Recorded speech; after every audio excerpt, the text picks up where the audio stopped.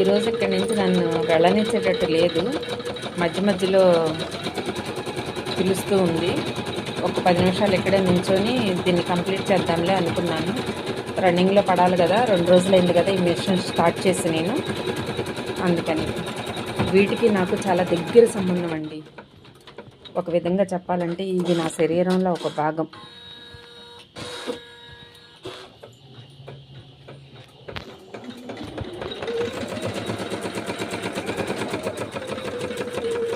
ఒక హ్యాండ్ పూర్తయిన తర్వాత మళ్ళీ లైవ్లోకి వస్తాను నేను. మనం మన వాళ్ళ కోసం చేసే కష్టంలో మనం సంపాదించే రూపాయిలో మన వాళ్ళకి మనం ఖర్చు పెట్టే డబ్బులో మనం పడే సంతోషం చాలా ఉంటుంది కదండి.